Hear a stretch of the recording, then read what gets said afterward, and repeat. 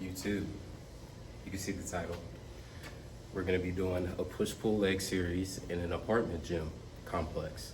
I want to show you what happens when you don't have as much equipment. Let's get straight into it. I wanted to get started off with dips here because I felt it is a great way to engage the chest, triceps, and shoulders, all the major muscles that assist in pushing movements. The full workout routine will be listed in the description below.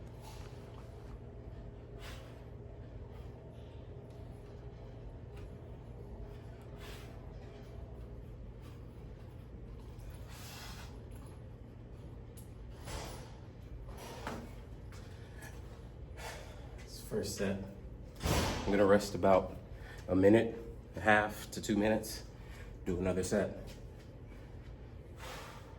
I would love to utilize a dip belt over here, but unfortunately, this isn't the most stable rack. And I want y'all to be able to, I know most of y'all relate to that. Excuse me, I'm out of breath. So we're gonna do a body weight. And for someone of an advanced elite strength level, however you want to put it, this should be sufficient enough to at least maintain, if not still, build muscle. Second set, let's get it.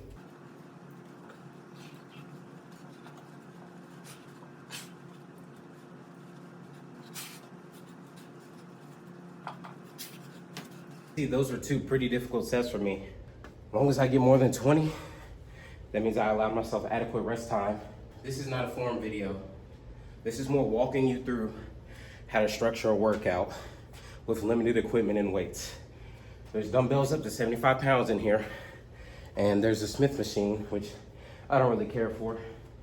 Hate me if you want. Here, I'll give you all a peek. Go ahead and see how steady my camera skills are. Heavy bag, ropes. Here's the weighted wettable slam balls, medicine balls, whatever you want to call them.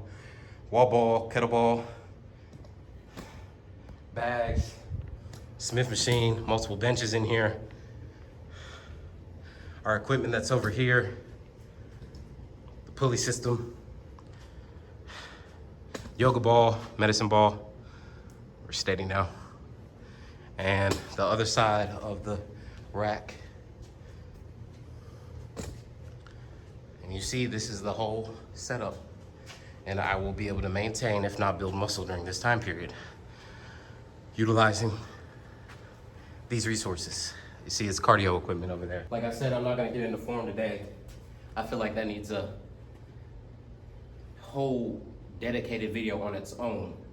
This is strictly for programming structure. I still think I will be able to build muscle in this rep range. I do not utilize dips over 20 to 25 often. I've been using a dip belt for weighted dips, often fairly heavy in the 5 to 12 rep range, primarily 10 to 12 for at least a year and a half, maybe 2 now. So coming back to this is a change of pace for me. I'm between 186 and 190 right now. I haven't been eating too clean. I mean, I'm sure y'all can see I'm not as lean as I normally am in my videos, but I gotta be summer ready. It's time to get hoe ready, as Big Bro says. Shout out to Chris Jones. All right, last set. I got my breath. I had adequate rest time. I think it was closer to 3 minutes this time. But in this rep range for the last set, I think it's fair.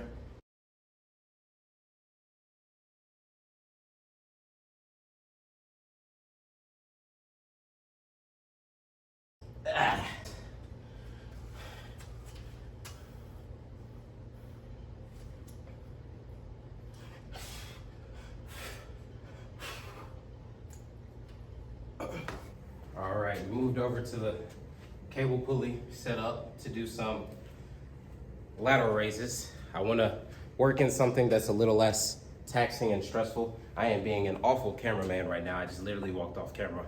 Haven't recorded video in a while, but we're gonna work with me. We're gonna do some lateral raises, supporting ourselves, using the machine itself, You don't want to be using your forearm to support your body weight here. You could have some elbow pain, like I have suffered from.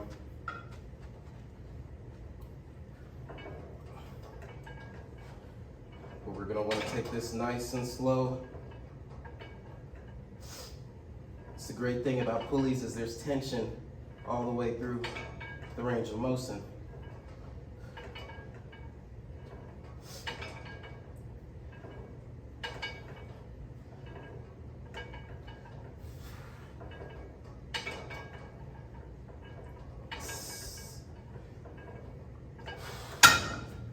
Switch arms here.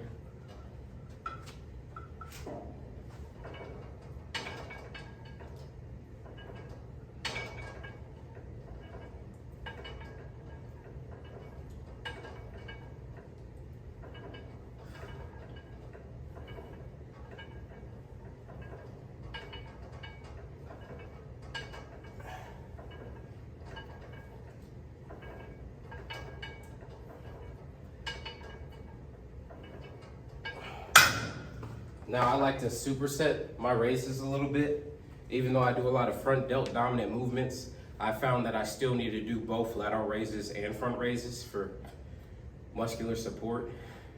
I think that my shoulders do not suffer development-wise from not doing front raises, but strength for other movements suffers.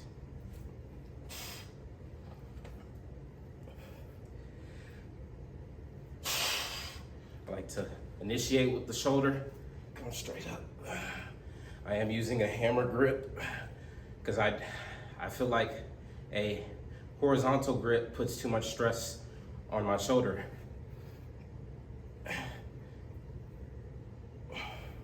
It's not a good kind of stress.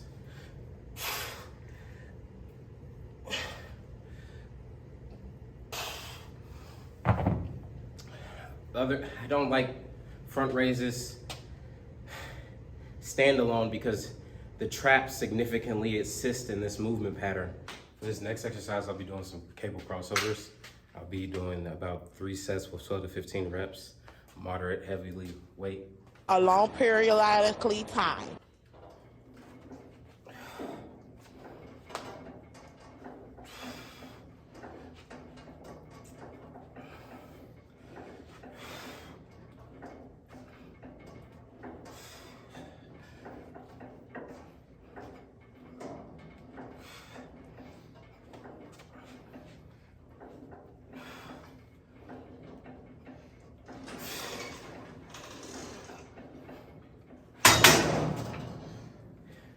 I like to cross my arms at the end of the range of motion.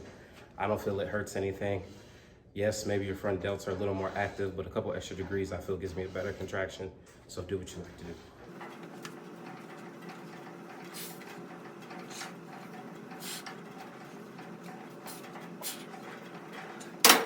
Next exercise, we'll be doing a seated dumbbell overhead press. I prefer a barbell overhead press, but like I said, we're limited to the equipment we have here.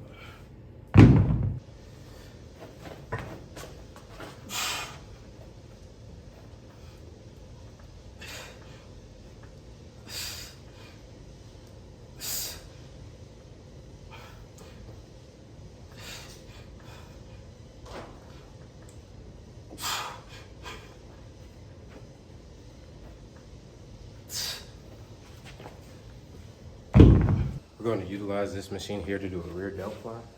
I like to do one arm at a time because my mind-muscle connection is better when I do it that way.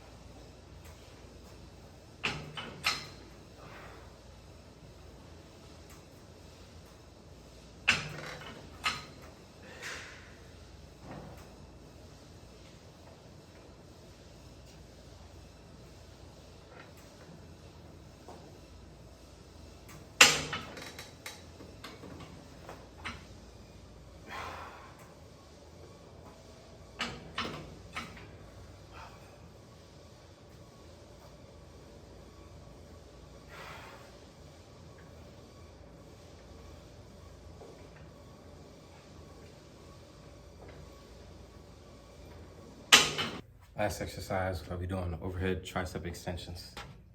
With the cable, this one has a very firm rubber stopper on it. Actually, it's plastic, but it makes for a good grip.